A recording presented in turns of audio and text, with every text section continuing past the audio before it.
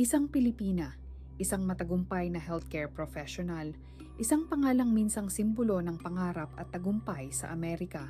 Ngunit sa loob lamang ng ilang taon, ang kanyang pangalan ay nasangkot sa isang kaso na umabot sa daan-daang milyong dolyar. Mga aligasyon ng healthcare fraud, mga pasyenteng sangkot, mga claim na sinuri ng mga autoridad, at isang tanong na hanggang ngayon ay kailangang sagutin. Paano nauwi ang isang kwento ng tagumpay sa isa sa pinakamalaking kontrobersyang kinaharap ng isang Filipino-American professional? Bago ang mga headline, bago ang mga paratang, kilalanin muna natin ang taong nasa likod ng pangalan. Ito ang kwento ni Maricel Cambriuki. Welcome sa Di Tagalog Stories. Bago tayo magsimula, huwag kalimutang i-like ang video, mag-subscribe sa channel, at i-hit ang notification bell para hindi ka mahuli sa mga bagong kwento.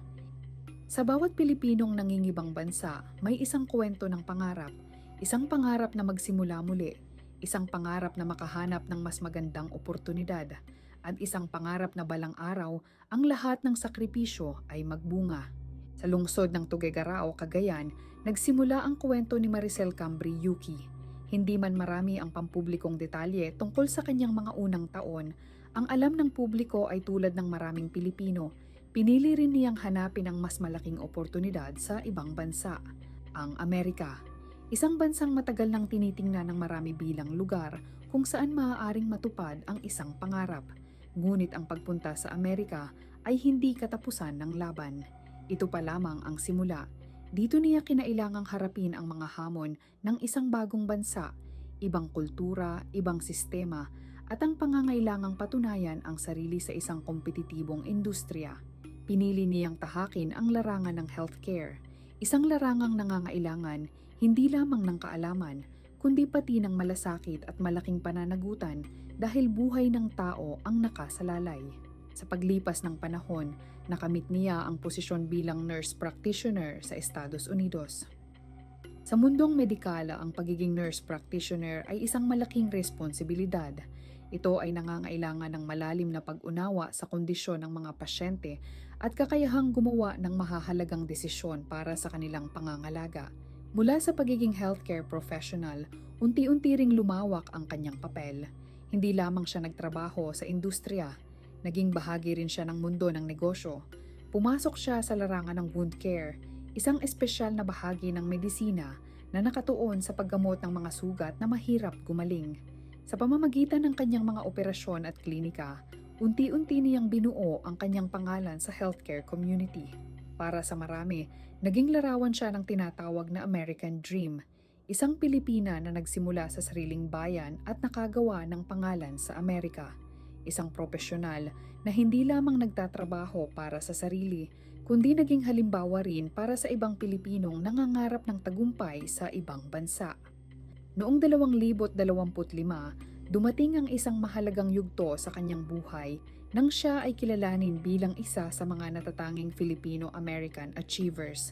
Sa panahong iyon, ang kanyang pangalan ay konektado sa tagumpay, propesyon at inspirasyon. Ngunit tulad ng maraming kwento ng tagumpay, may mga bahagi ng kwento na hindi agad nakikita ng publiko. Habang patuloy na lumalaki ang kanyang negosyo at reputasyon, may mga tanong na unti-unting nagsimulang tingnan ng mga autoridad tungkol sa ilang operasyon na konektado sa kanyang mga negosyo. Mga tanong tungkol sa medical claims, mga tanong tungkol sa pera, at mga tanong na kalaunan ay magdadala sa kanyang pangalan sa gitna ng isang malaking federal investigation. Isang investigasyon na magbabago sa paraan kung paano titingnan ng publiko ang isang dating kwento ng tagumpay. Sa mundo ng healthcare, ang tiwala ang pinakamahalagang puhunan. Bawat pasyenteng pumapasok sa isang klinika ay may dalang pag-asa, gagaan ang kanilang sakit, at matutulungan sila ng taong kanilang pinili upang mag-alaga sa kanilang kalusugan. Sa ganitong larangan, unti-unting nakilala si Maricel Cambriuki.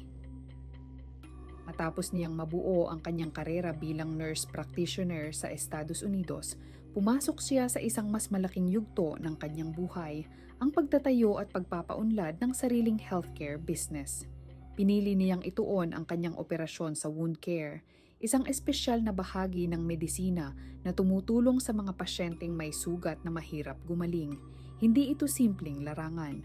Maraming pasyente sa wound care ang matatanda, may komplikadong kondisyon o may mga karamdaman na nangangailangan ng masusing pangangalaga. Dahil dito, ang mga healthcare provider sa larangang ito ay humaharap sa malaking responsibilidad. Sa paglipas ng panahon, lumawak ang kanyang presensya sa industriya. Nakaugnay siya sa ilang wound care clinics sa Estados Unidos at unti-unting lumaki ang kanyang pangalan bilang isang healthcare entrepreneur. Para sa mga nakakakilala sa kanyang profesional na buhay, siya ay naging halimbawa ng isang Pilipinong nakagawa ng sariling landas sa Amerika. Hindi lamang siya isang empleyado, isa na rin siyang negosyante na namamahala ng mga operasyon, empleyado, at serbisyong ibinibigay sa mga pasyente. Habang lumalaki ang kanyang negosyo, lumalaki rin ang kanyang pagkilala sa komunidad. Ang kanyang kwento ay naging pamilyar sa maraming Pilipino sa ibang bansa. Isang kwento ng pagsisikap, pag-angat at tagumpay. Mula sa isang Pilipinang nangarap ng mas magandang buhay, naging isang profesional siya na nakapagpatayo ng negosyo sa isang napakalaking healthcare industry. Ngunit ang healthcare industry sa Amerika ay hindi lamang tungkol sa paggamot. Isa rin itong sistemang may napakalaking halaga ng pera na umiikot araw-araw. Bawat procedure, bawat serbisyo, bawat reimbursement claim, lahat ay dumadaan sa isang mahigpit na proseso. At dahil bilyon-bilyong dolyar ang inilalabas ng gobyerno para sa mga programang pangkalusugan, mahigpit din itong binabantayan laban sa posibleng pang-aabuso. Sa labas, patuloy ang pag-angat ng kanyang pangalan. Ngunit sa likod ng mabilis na paglaki ng operasyon, may mga numerong nagsimulang mapansin, mga claim na ayon sa mga autoridad ay nangangailangan ng mas malalim na pagsusuri. At dito nagsimula ang bahagi ng kwento kung saan ang tagumpay at kontrobersya ay unti-unting nagtagpo. Ang mga unang senyales ng investigasyon sa likod ng malaking healthcare system ng Estados Unidos, may isang proseso na halos hindi nakikita ng ordinaryong pasyente. Isang sistema kung saan bawat serbisyo, bawat paggamot at bawat bayad ay kailangang dumaan sa dokumentasyon. Dahil sa laki ng perang umiikot sa healthcare, ang mga programa tulad ng Medicare at TRICARE ay mahigpit na binabantayan ng gobyerno. Ang Medicare ay isang programang nagbibigay ng health coverage sa maraming senior citizens at ilang kwalipikadong individual. Ang TRICARE naman ay nagsisilbi para sa mga miyembro ng militar, veterano at kanilang mga pamilya. Para sa milyon-milyong tao, ang mga programang ito ay mahalagang tulong para makakuha ng kinakailangang pangangalagang medikal. Ngunit para sa mga autoridad, ang ganitong kalaking sistema ay nangangailangan ng patuloy na pagbabantay. Dahil kung may maling paggamit, ang epekto ay hindi lamang sa isang pasyente o isang negosyo. Maaaring maapektuhan ang pampublikong pondo. Ayon sa federal indictment, noong 2023, nagsimulang tingnan ng mga investigator ang ilang pattern sa mga claim na may kaugnayan sa mga wound care operation na konektado kay Maricel Cambriuki.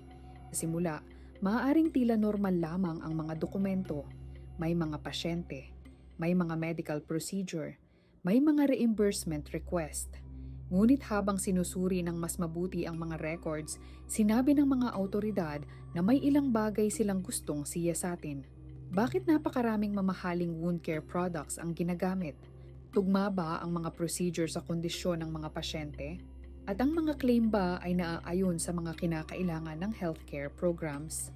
Ang mga tanong na ito ang naging simula ng mas malalim na pagsusuri. Sinuri ng mga investigator ang medical records, billing information, at iba pang dokumentong may kaugnayan sa mga operasyon. Sa ganitong uri ng investigasyon, hindi agad nabubuo ang isang kaso. Kailangang pagdugtong-dugtungin ang maraming piraso ng impormasyon, isang claim, isang medical record, isang transaksyon, isang desisyon. At habang dumarami ang sinusuri ng mga autoridad, mas lumalaki rin ang kanilang interes sa lawak ng operasyon. Ayon sa mga prosecutor, ang kanilang natuklasan ay hindi lamang tungkol sa ilang maling dokumento. Sa halip, sinabi nilang nakita nila ang isang mas malaking pattern na kalaunan ay magiging sentro ng isang federal case na aabot sa daan-daang milyong dolyar.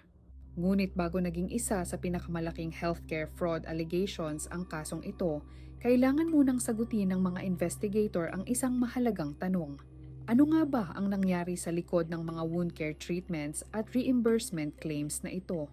Ang $606 milyong na claims, habang patuloy na sinusuri ng mga awtoridad ang mga dokumento, unti-unting lumitaw ang sentro ng kanilang mga aligasyon. Hindi lamang ito tungkol sa dami ng pasyente. Hindi lamang ito tungkol sa paglaki ng isang negosyo.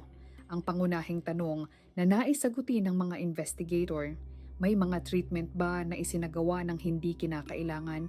At may mga claim ba na hindi naaayon sa tunay na kondisyon ng mga pasyente? Ayon sa federal indictment, ang mga wound care clinic na konektado kay Maricel Cambry-Yuki ay gumamit in substitutes o wound graft products para sa mga pasyente. Ang mga produktong ito ay bahagi ng modernong wound care at ginagamit sa ilang sitwasyon upang makatulong sa paggaling ng mga sugat. Ngunit ayon sa mga prosecutor, ang problema ay hindi ang produkto mismo. Ang kanilang aligasyon ay may mga pagkakataong ginamit umano ang mga mamahaling treatment kahit hindi ito medically necessary o hindi naaayon sa pangangailangan ng ilang pasyente. Sinasabi ng indictment na kabilang sa mga pasyente ang matatanda at mga taong may malulubhang kondisyon, kabilang ang ilan na nasa hospice care. Habang isinasag ang mga treatment, patuloy namang nagsusumite ang mga klinika ng reimbursement claims sa Medicare at TRICARE. At dito nagsimulang lumitaw ang isang napakalaking halaga. Ayon sa mga federal prosecutor, ang kabuuang halaga ng mga claim na konektado sa umano'y scheme ay umabot sa humigit kumulang $600 milyong. Isang halaga na nagulat ang publiko dahil sa laki nito. Para maunawaan ang sukat ng numero, ang daan-daang milyong dolyar na ito ay bahagi ng pundong nakalaan para sa healthcare. Pundong dapat sana ay ginagamit upang tulungan ang mga pasyenteng nangangailangan ng tunay na serbisyo medikal. Ayon pa sa mga awtoridad, hindi lamang nanatili sa papel ang mga claim na ito. Sinabi ng prosecutors na humigit kumulang $277 milyong ang aktual na nabayaran ng Medicare at TRICARE batay sa mga reimbursement request na kanilang sinuri. Ngunit sa isang criminal case, ang malaking halaga ng pera ay hindi pa sapat upang patunayan ang pagkakasala. Kailangang ipakita kung paano nangyari ang proseso, sino ang gumawa ng mga desisyon, ano ang naging papel ng bawat taong sangkot, at kung may intensyon bang labagin ang batas. Habang lumalalim ang investigasyon, hindi lamang ang medical procedures ang sinuri. Kasama rin dito ang mga financial records at ang galaw ng perang pumasok mula sa mga claim. Dahil sa ganitong uri ng kaso, ang pera mismo ang nagiging daan upang makita ng mga investigator ang buong larawan.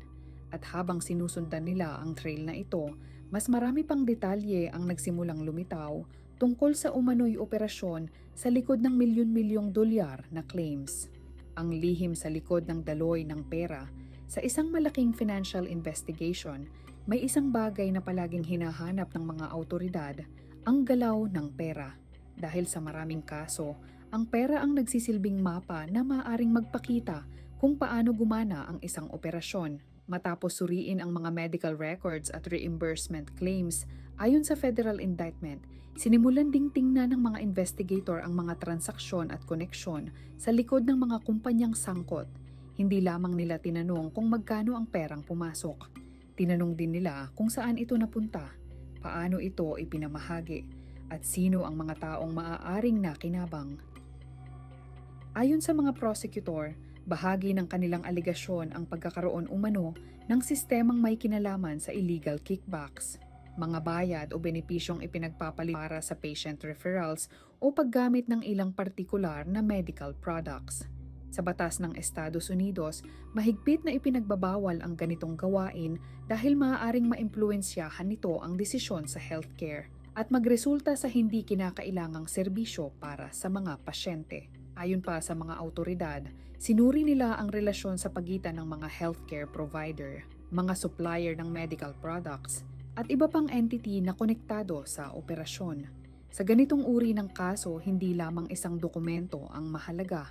Ang buong sistema ang kailangang maunawaan kung paano pumapasok ang pasyente, kung paano inirerekomenda ang treatment, kung paano sinisingil ang insurance program, at kung paano gumagalaw ang pera pagkatapos ng bayad.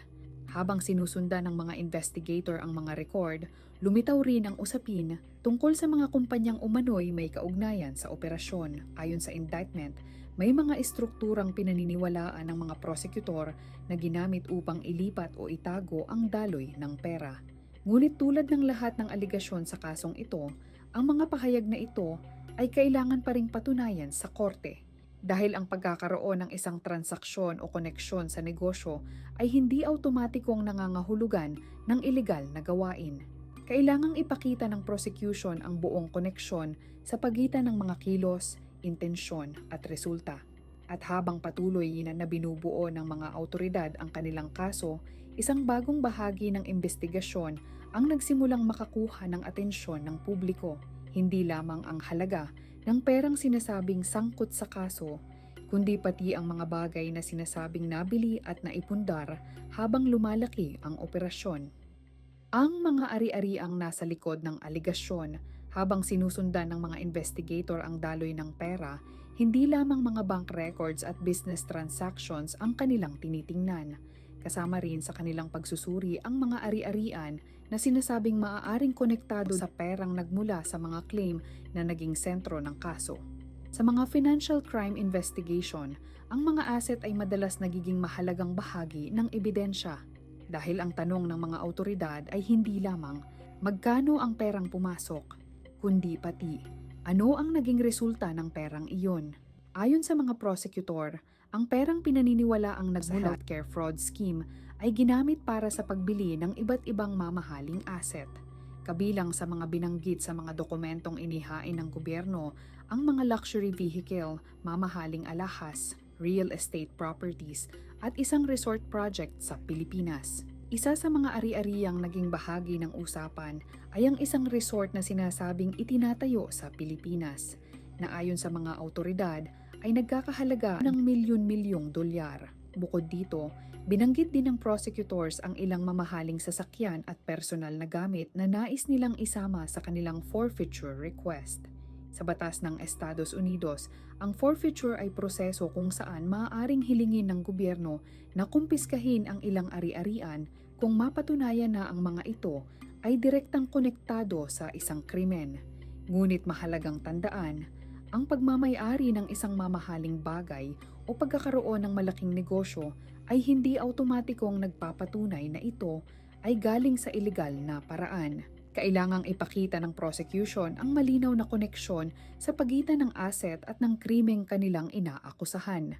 At dito nagiging mahalaga ang mga dokumento, ang petsa ng pagbili, ang pinanggalingan ng pera, ang mga taong kasangkot sa transaksyon, at ang buong kasaysayan kung paano nakuha ang isang ari-arian. Para sa mga investigator, ang mga asset na ito ay bahagi ng mas malaking larawan ng kaso. Para naman sa depensa, ang bawat paratang ay kailangang hamunin at patunayan sa loob ng korte.